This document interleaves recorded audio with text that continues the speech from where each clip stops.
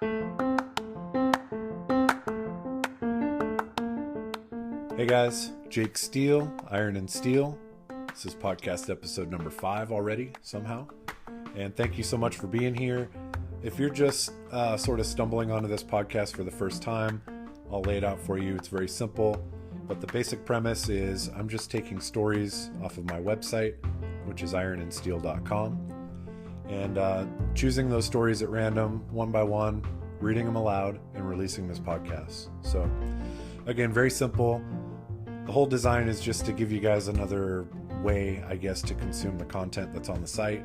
I know a lot of people don't have time to dedicate 25, 30 minutes at a time and just sit there and read an article on a website. So this way, if they're just audio files, you can plug them in, listen to them while you're driving, making dinner, or doing whatever it is that you're doing, and it makes it really simple and super easy. So that said, the website does have a ton of content, and every one of these stories that I'm reading are on that site, and they all have photos associated with them too. So, listen to the story.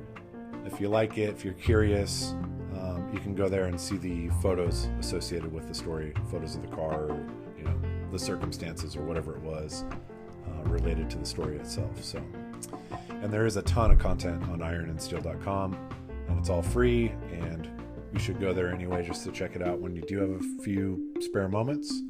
And while you're there, I would recommend hitting the subscribe button, punch in your email.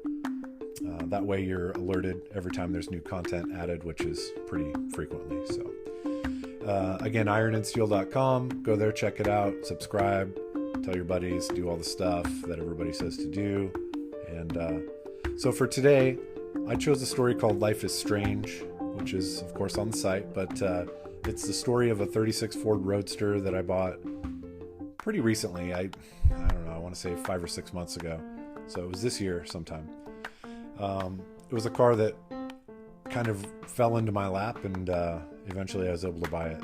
But the way it played out was kind of interesting, and so that's the story I'm going to tell you today.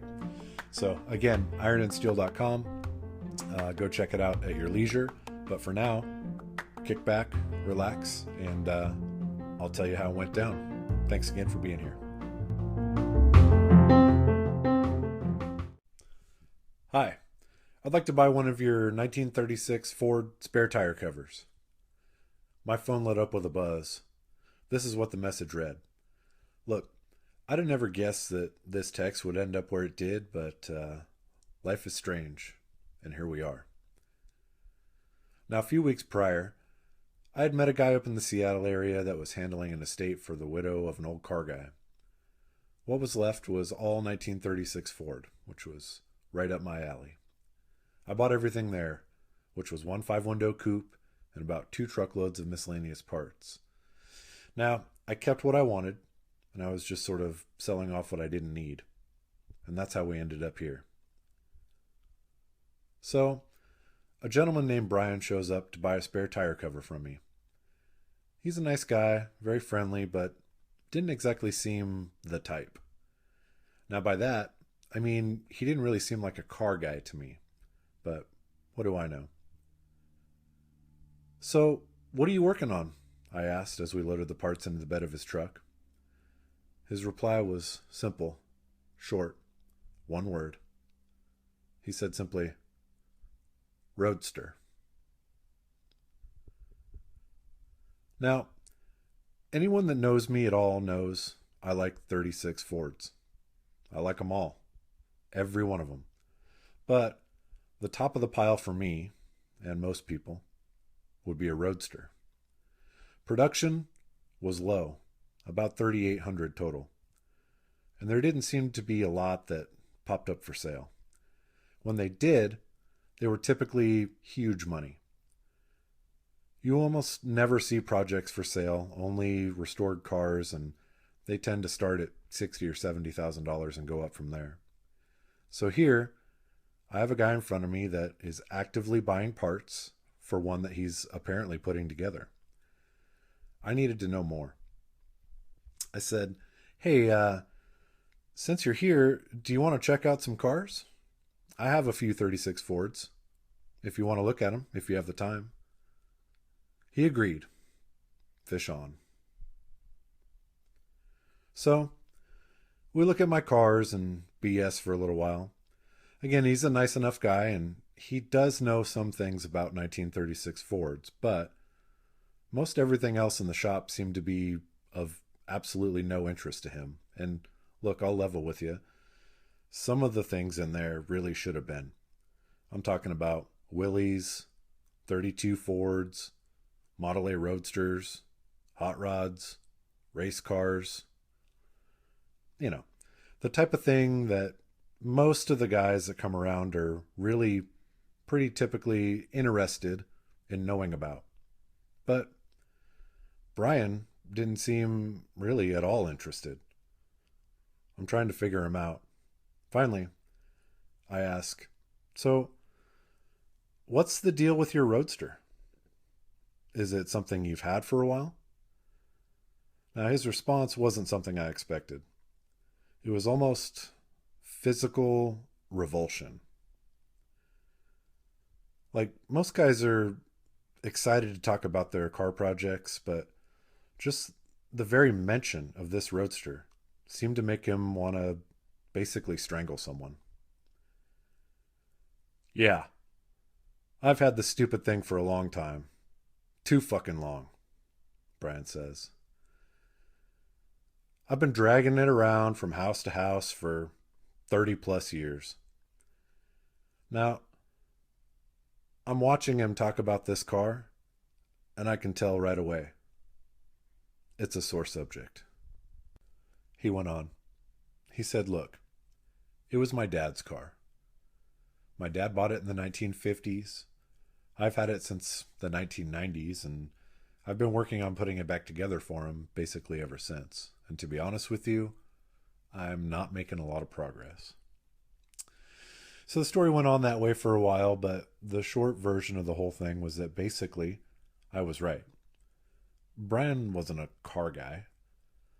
He was more of a, it's a family heirloom and I can't get rid of it because it was my dad's kind of guy. To be honest with you, he fucking loathed that car. You could tell that it was the cause of a lot of stress and maybe even some kind of strain on the relationship between him and his dad. Now, maybe not, and I'm just speculating when I say that, but it definitely did seem that way. Now, it's not exactly the most lighthearted car story that you've ever heard, but I've been a part of many similar stories over the years, and there's no nice way to say some things when it's this way. But in this particular case, Brian was a pretty straightforward guy, and I could tell I wasn't going to offend him if I were just straightforward and blunt. So eventually, I just blurted it out. I said, well, why don't you sell it? Now that question seemed to make him just about as sick as the topic of the Roadster itself. Somehow, as much as he seemed to dislike the car, the idea of not having it around was just as unappealing to him. He says, no, I couldn't sell that car. It was my dad's. I nodded in agreement and sort of silently vowed to let it go and not push any further. But then Brian kept going. He said, I mean, not as long as my dad's still alive. Look, when he's gone, likely so is the car. Okay, I thought. Well, now we're getting somewhere. Before he left, I asked Brian if I could stay in contact with him and check in with him periodically about his Roadster. He agreed and added the caveat that it would be nice to have somebody to ask questions as he continued to work on the car. We parted ways, and that was that. As he pulled away, I couldn't shake the feeling that it wouldn't be the last time I'd run into him. I also had the absolute unrelenting feeling that eventually I would own his car. About a month went by, and I sent Brian a text, just to check in, no real mention of the car. I just texted him periodically over the course of a few weeks, and eventually I asked if he would be interested in having me over to look at the Roadster. just for fun, no pressure, not to buy it. Luckily for me, he agreed. About a week later, I was pulling up to a normal, unassuming house in a nice neighborhood about 25 minutes from me. There was nothing to indicate to anyone that there would be a blown apart 1936 Ford within miles, let alone here in this nice, normal neighborhood.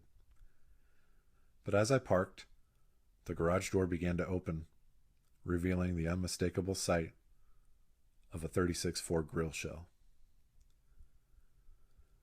Now, the garage was what you'd probably expect from a non-car obsessed person living in a normal suburban house. One side had shelves with boxes stacked all over them, maybe some bicycles, exercise equipment, maybe, honestly, I don't totally remember, but it was just what you would think. Stuff. The garage was just full of stuff. But in the other stall, like a shining beacon, there it sat. One of the most sought after early Ford cars in existence. My someday car. A 1936 Roadster. I'm staring at this car and it's completely naked. The body had been acid dipped and was perfect. And I do mean perfect. I'm talking zero rust, straight as an arrow. I couldn't believe how nice of a car it really was.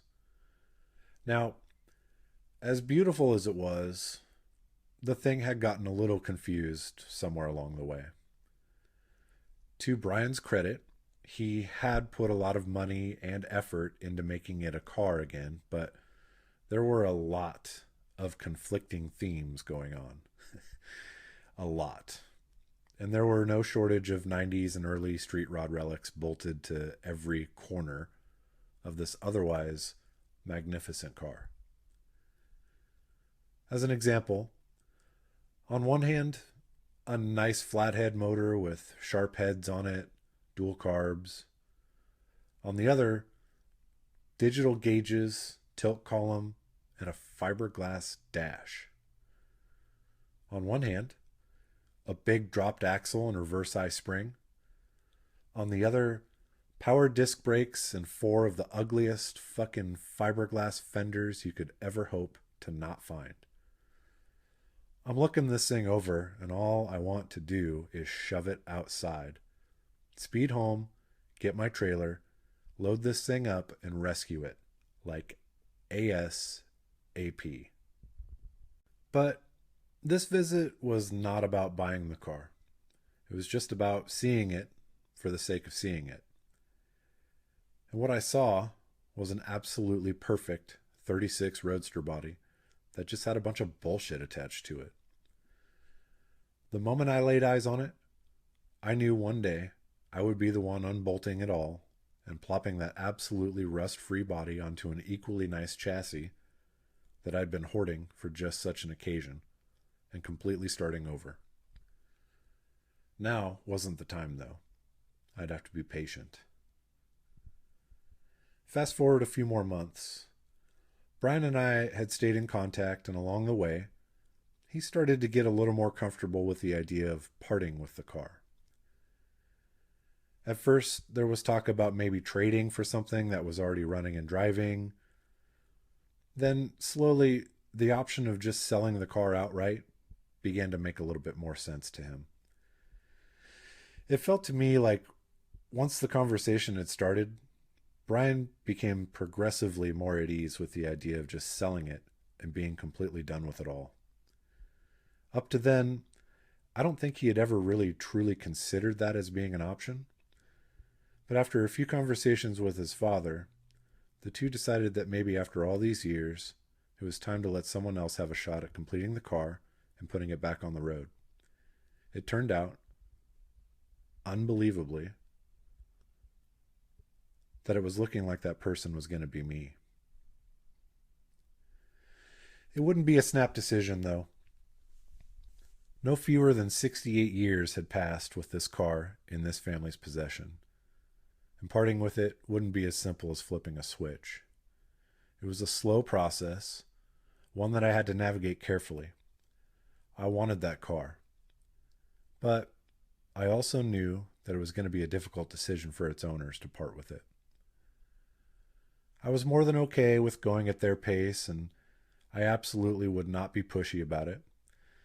I'm a firm believer in the whole if it's meant to be thing, and I knew from the start that I would own that car eventually. I just had that feeling.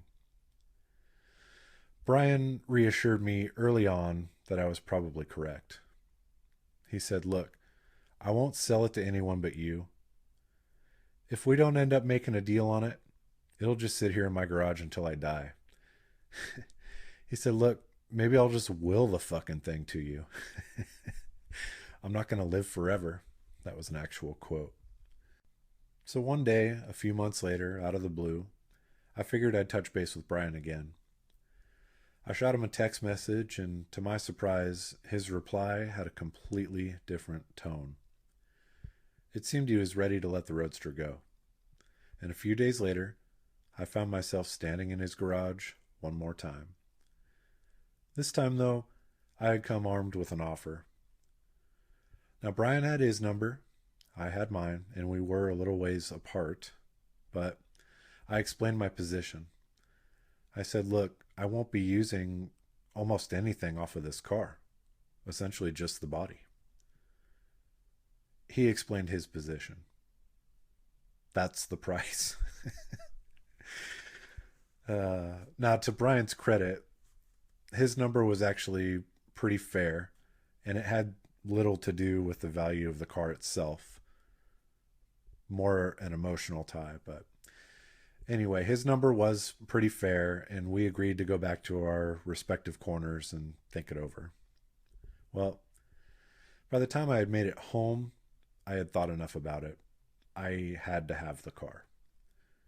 So the next day, I sent him one more text with a simple question. "Would you meet me in the middle of our two numbers?" His response was swift and to the point. He said, "I will draft up a bill of sale this afternoon. You can come take the car tomorrow." Now, I didn't sleep very well that night, so I'm sure you can probably gather, but I did make it through, and the next day I sat and waited to hear from Brian. Now, he texted me, and it actually caught me off guard because the message arrived probably 5 hours or so earlier than I was anticipating, but luckily my trailer was already hooked up, of course, and I blasted out the door without so much as a word to my better half, my very understanding better half, who knew this was coming and had likely written the entire day off as a total loss, I'm sure. I finally pull up to Brian's house, the garage door is open, and there is the car. I walk up and I notice, sitting next to it, is a colossal mountain of parts and pieces and boxes full of new and used parts. These are things that Brian picked up over the several decade span that he owned this car. Extras, new and used, bits and pieces, things that he intended to use to put the car back on the road, but never had. Parts that he had bought from guys over the years, just like me. The entire reason I even knew the car existed. I started by loading the Roadster onto the trailer. I winched it up, cinched it down, and began the process of loading the spare parts. It took a while, but eventually I got them all loaded. I thanked Brian again, shook his hand, told him I'd be in contact with him, and went to jump in my truck to leave. Just then, I noticed there was one more part left to load. It sat there leaned against my trailer, and there it was, the spare tire cover that I had sold Brian 6 months earlier, the part that started this entire journey. I thought about that for a second, kind of shook my head, loaded the spare tire cover into the bed of my truck, jumped in, and pulled away. Life is strange.